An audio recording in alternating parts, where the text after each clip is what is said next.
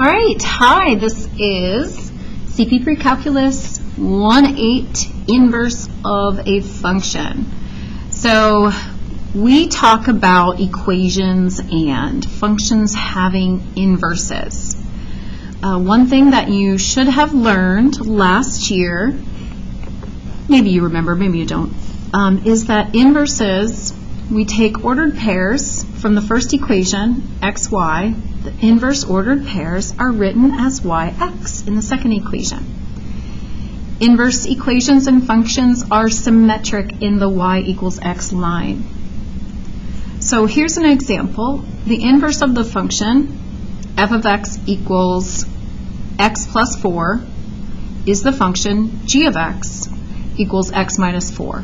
Or we can write it in inverse function notation that has a little tiny -1 that is not an exponent, but it looks like one. That is just saying the inverse of the function at x equals x minus 4.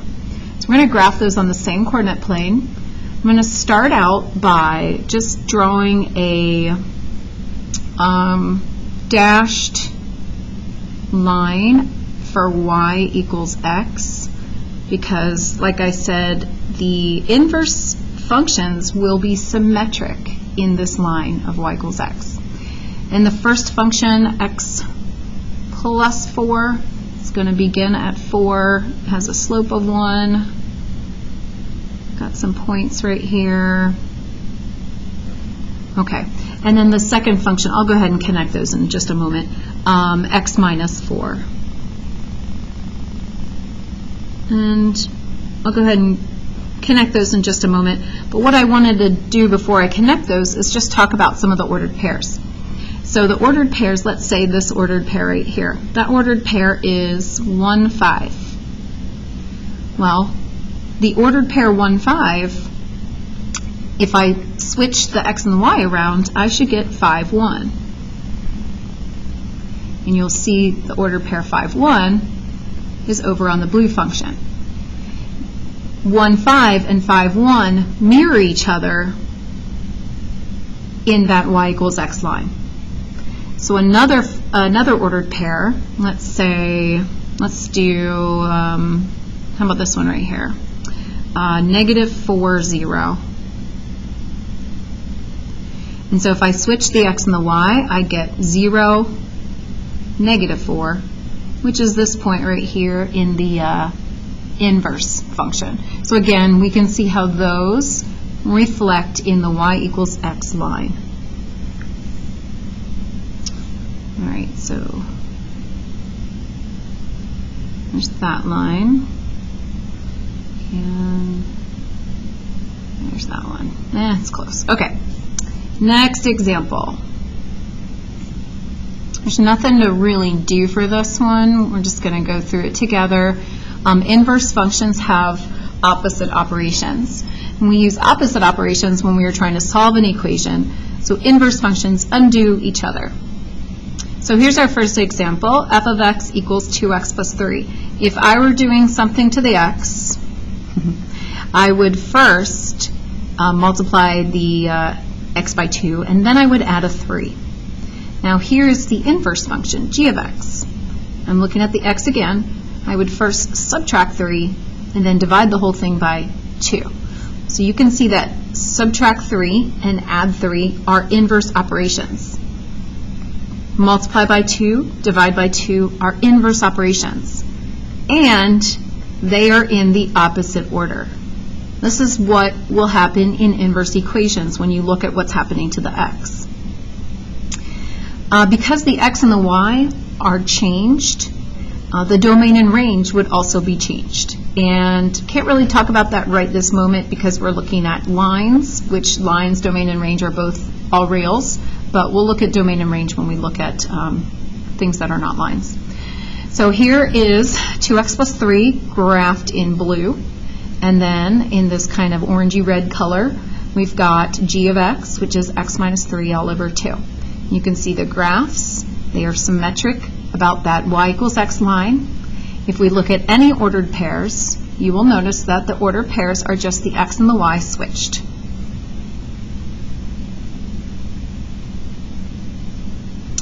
All right, finding the inverse of a linear function. So we're going to do this graphically, and we're going to do it algebraically. So this says then graph. I'm actually going to do the graph first. I think the graph is easier for me to do. So the first function, we'll go ahead and put that in black. 3x minus 1, that's a line. So I'm going to begin with 0, negative 1, and then I'm going to use my slope of 3. So 0, negative 1, up 3, over 1.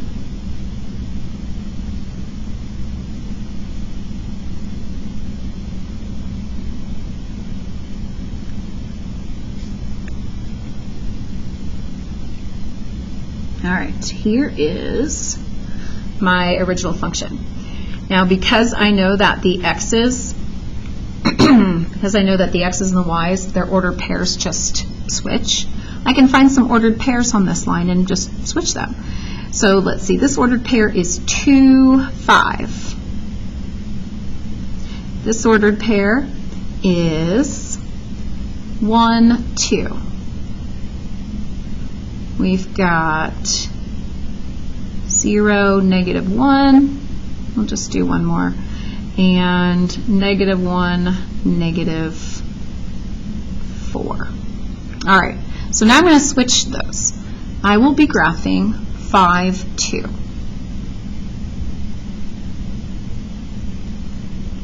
going to graph 2, 1. Negative 1, 0. And negative 4, negative 1. And of course I wrote my pink right there, so now I got to write on top of it. Negative 4, it's hard to see. 1, 2, 3. Negative 4, negative 1 right here. Okay. I'll go ahead and connect that line.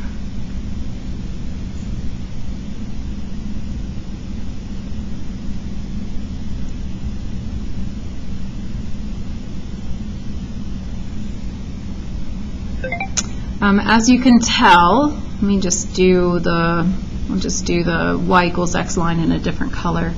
You can tell that these do reflect in the y equals x line.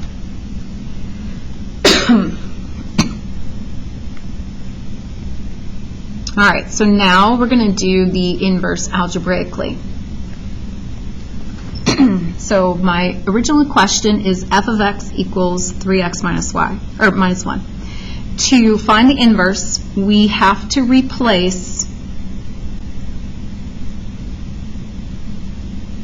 f of x with y, just to get started.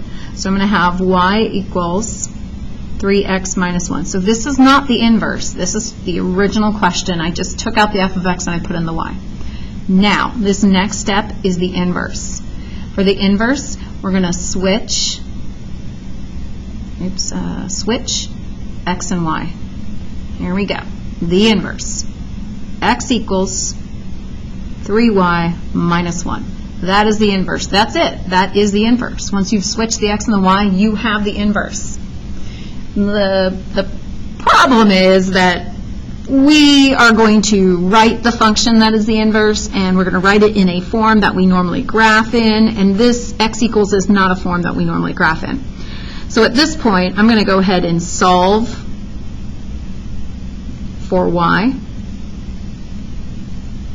And to solve for y, we're going to add the 1 to both sides, so x plus 1 equals 3y. And then I'm going to divide both sides by 3. And I'm going over here. I'll have y equals x plus 1 over 3. We might write it as x over 3 plus 1/3. We might write it as 1/3 x plus 1/3. So there's like 3 different ways we could write it. You do not need to write it all 3 ways. If I'm talking about checking that my function, my inverse function, is the same as what I graphed, I probably would write it in the 3rd form. But if I'm trying to be efficient and not spend a ton of time on my homework, I would leave it in the 1st form. So this would begin at 0, 1/3, which it looks like it possibly could be there. And then from there, I would go up 1 over 3. Now, since I already have points on the graph, I can look and my slope is up 1 over 3 between any points. It does not have to start at 0, 1/3 to be the slope. And the last thing that I did that I didn't mention, but I just went ahead and did it, is write it back in function notation.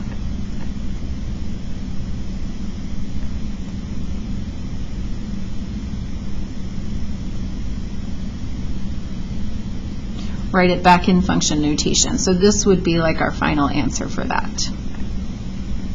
So that's for lines. Now we are not just doing lines. We will have nonlinear functions. So nonlinear functions would be anything that's not a line. And here's 2 examples. So these are color-coded. This one is f of x is x squared. And then its inverse, if we took all the x's and we switch them with all the y's, we're going to have this sideways parabola. And there's an equation, x equals y squared. Now, I call it an equation because it's not a function. A function will pass the vertical line test. So you probably learned about this back in Algebra 1 or Algebra 2. There is a vertical line that if you took that left or right, your function should only touch it in one place at a time. So my blue function is fine. It only hits it once every place I could possibly draw a vertical line.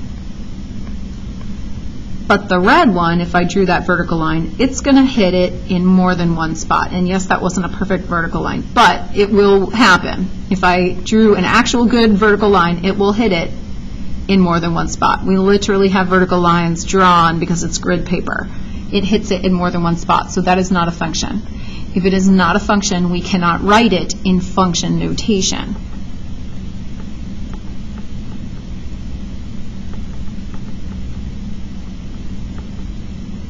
All right, so that's why they just wrote an equation there.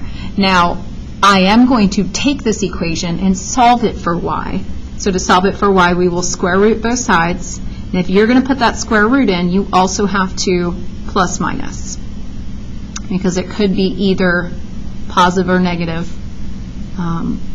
number that would square.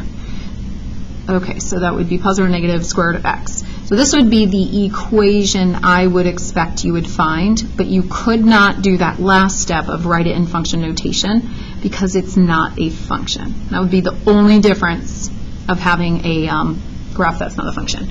Any graph that would open up or open both ends down is going to not have a function for an inverse. It will have an inverse, it just won't be a function inverse. So like absolute value would be one that would not have a function inverse. When we found the inverse of absolute value, it would open to the side and it would fail that vertical line test. Another example, so if the equation looked like, if the original equation looked like this, this would be a function.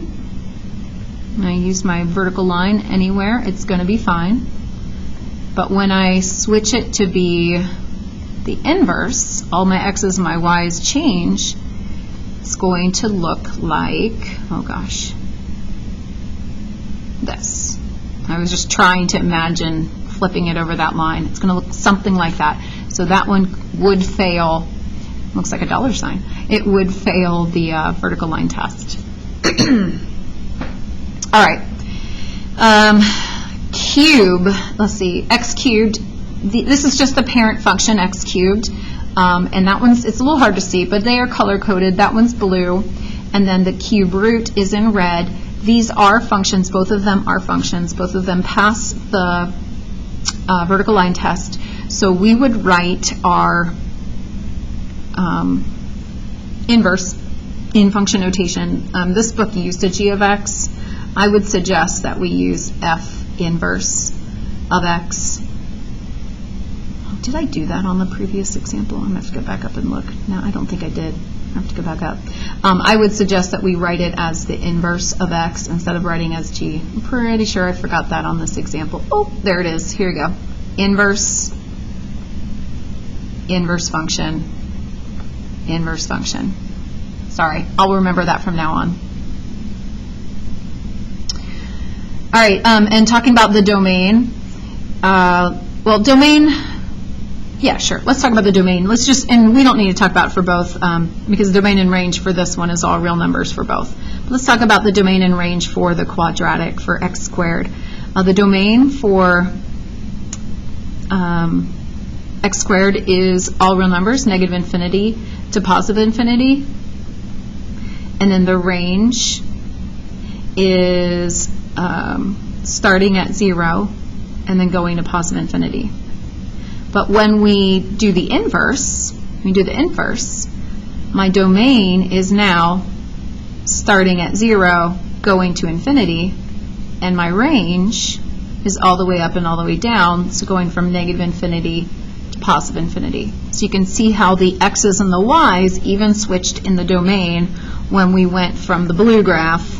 I should have color-coded these. When we went from the blue graph to the red graph, the inverses.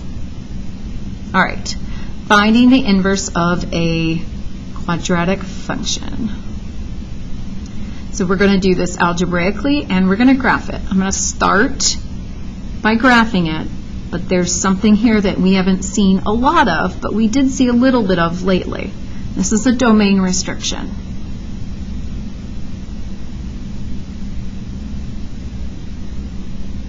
And this domain restriction is saying, okay, you're going to go ahead and make your table. And I'm going to go ahead and make the table right now for just x squared. So I'll have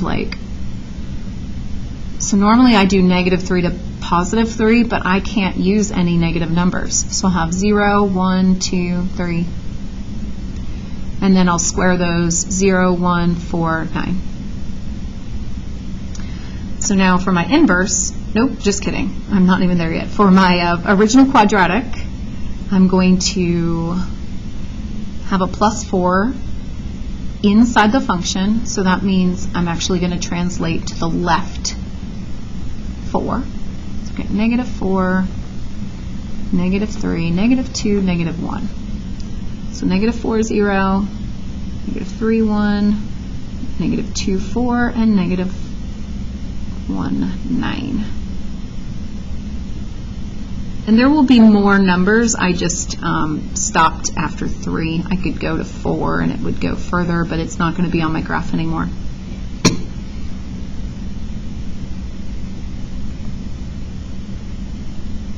That would be at 16, so that's way off my graph. Okay, so now once I have this table, all I have to do to find the inverse is switch my x's and my y's. So I've got 0, -4, 1, -3, 4, -2, 9, -1. So let's see, 9, -1, 4, -2, 1, -3, 0, -4. So we can see that actually looks a lot like a square root function. And if we think really hard, squared and square roots undo each other. Those are inverse operations. So the pink one is coming from a squared function, and the blue one, its inverse, is a square root function. Now the pink one is normally a parabola that has both sides, but we were restricting the sides. However, the blue one only has one side. If it's square root, it only has one side to begin with. And that has to do with like when you go and you square root things in an equation, like x squared equals 4, and you square root both sides, you have to put a plus minus in there. You get like a positive and a -2. Well, if we were to do that, actually we are about to do that. Well, let me just do that first, and then I'll come back over and finish explaining. And I'm also going to put in that y equals x line so that you can see that it is reflecting in the y equals x. All right, let me do the function algebraically. So we're going to start with f of x, which, oops, I'm going to change to y. Oops, let's try that one more time. Here we go. Y equals x plus 4 squared. And I do need to know that x is greater than or equal to 0, but I'm going to forget it just for a moment. I'm going to forget about that. And I'm going to go ahead and find my inverse, and I'm going to switch these.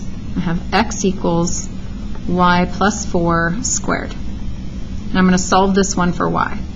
So in order to cancel out a square, to get down to y being by itself, we are going to have to square root both sides. This is what I was talking about a moment ago. If you square root, you do have to put a plus minus in. So now I have plus minus square root of x equals y plus 4.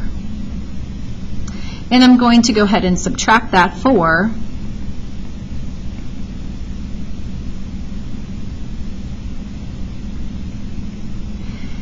And maybe go ahead and rearrange the terms a little bit.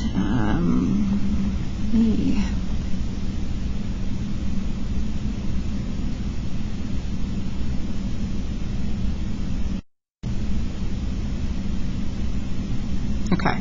The reason why I gave you an or, this one is typically how I would write the -4 plus or minus the square root of x, but if you're thinking about transformations, it's typically written after the square root. It doesn't have to be. We can reorder it, but this would be a vertical transformation that says move it down 4. And you go and you look at the graph, and this one is a square root that is moved down 4. So that part is correct. So the part that is not correct is this plus minus. Now that has to do with this being greater than 0 to begin with. So here's a trick for you. If I had both positive square root and minus square root, that would be a reflection in the x-axis. If I had both a positive square root and a minus square root, it would look like a parabola turned sideways. So because this says just the positive x's down here, when I look at my graph, I only have the top part of that parabola. So I do not need plus or minus for my answer, and I should not have plus or minus for my answer. I should only have one part that gives me the positive square root function.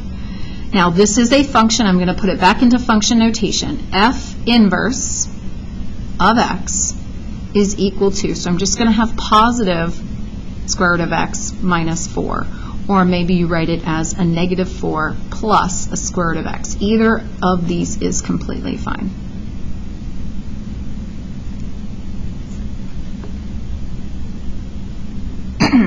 There is something called a horizontal line test, which I almost never use. But the horizontal line test is like opposite the vertical line test. If a regular function does not pass a horizontal line test,